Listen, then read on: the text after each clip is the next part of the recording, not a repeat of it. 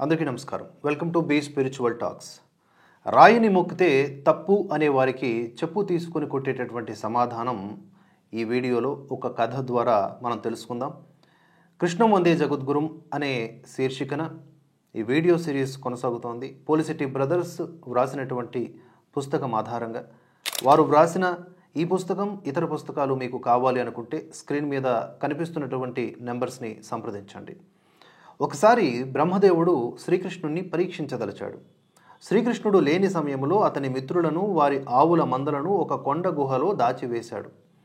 శ్రీకృష్ణుడు ఈ విషయాన్ని గ్రహించాడు. అయితే ఏమాత్రం చలించలేదు. తానే అన్ని వందల ఆవులుగాను గోప బాలురులుగాను అనేక రూపాల్లోకి మారిపోయాడు. చిత్రం ఏమిటంటే శ్రీకృష్ణుడు యథాతథంగానే ఉండగా ఆయనలో నుండి వచ్చినటువంటి గోవులు గోపకుమారులు అలాగే పుట్టుకొచ్చారు. అందరూ కలిసి సాయం వేళ ఇళ్లకు వెళ్ళారు. గోపికలందరూ ఆ పిల్లల్ని తమ పిల్లలే అని భావించారు. కానీ ఎందుకో తమ సంతానంపై వారికి మునుపటి కంటే హెచ్చు ప్రేమాభిమానాలు కలిగాయి. ప్రతిరోజు ఆ మాయా గోపబాలురులు గోవుల్ని మేపడానికి వెళ్ళేవారు, అలాగే వచ్చేవారు. వారిని తమ పిల్లలుగా భావించేవారు ఇటు గోపికలు. అలా 1 సంవత్సర కాలం గడిచింది. బ్రహ్మదేవుడు మళ్ళీ వచ్చి చూశాడు.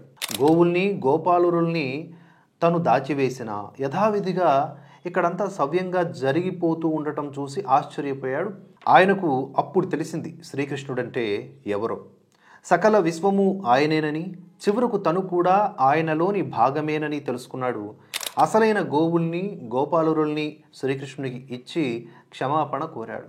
చూడండి, సంవత్సర కాలం పాటు గోపికల ఇళ్లల్లో గల గోవులన్నీ శ్రీకృష్ణుడే, దూడలన్నీ శ్రీకృష్ణుడే, పిల్లలందరూ శ్రీకృష్ణుడే.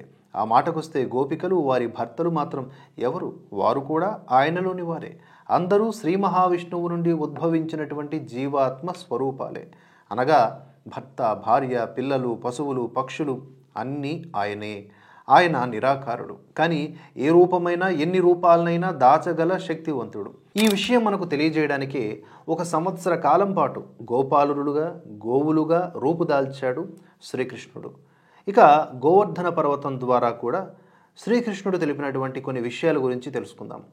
ప్రతి ఏటా ఇంద్రుణ్ణి పూజించి నైవేద్యాల్ని అర్పించటం వ్రేపల్లె వాసులకు అలవాటు. అయితే 1 సంవత్సరం ఆ అలవాటును మాన్పించాడు శ్రీకృష్ణుడు. ఇంద్రుని పూజించడం కంటే గోవర్ధనగిరిని పూజించండి, ఎందుకంటే మన గోవులకు మేతనిచ్చేది ఆ పర్వతమే కదా అని వ్రేపల్లె ప్రజలకు చెప్పాడు.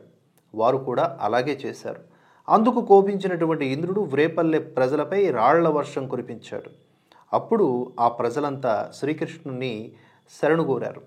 వారిని రక్షించటానికి శ్రీకృష్ణుడు గోవర్ధనగిరిని పెకలించి దాన్నే గొడుగుగా పట్టుకున్నాడు. వ్రేపల్లె ప్రజలు గోవులు ఆ పర్వతం క్రింద తలదాచుకొని రక్షించబడ్డారు. రాతి బొమ్మలకు మ్రొక్కితే ఫలితం వస్తుందా అని హేళన చేస్తూ ఉంటారు కొందరు మూర్ఖులు. విగ్రహారాధనను నిరసిస్తూ ఉంటారు వారు.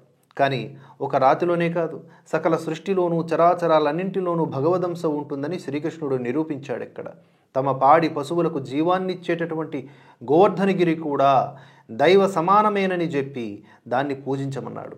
వారు నమ్మకముగా భక్తితో పూజించారు. అనంతరం వారికి ఆపదరాగా ఆ పర్వతమే వారికి నీడనిచ్చి రక్షించింది కూడా. ఈ సందర్భంలో ప్రజలు పూజించింది గోవర్ధనగిరిని, శరణుగోరింది శ్రీకృష్ణుణ్ణి. ప్రజల్ని రక్షించవలసినటువంటి పూచి ఇరువురికి ఉంది. అందుకే ఆయన ప్రత్యక్షంగా గిరిని ఎత్తాడు.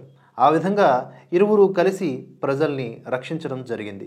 ప్రతి వస్తువులోనూ పరమాత్ముడు ఉంటాడని, మనం భక్తిగా పూజిస్తే ప్రాణం లేని వస్తువు కూడా దానిలోని భగవదాంశ వల్ల తప్పక ఫలితాన్ని ఇస్తుంది అని, భక్తుల కోసం భగవంతుడు అసంభవాల్ని సంభవాలుగా చేసి రక్షిస్తాడు అని, దానికోసం మనకు కావాల్సింది కేవలం నిష్కల్మష భక్తి మాత్రమేనని ఈ సందర్భంగా తెలియజేస్తున్నాడు శ్రీకృష్ణుడు.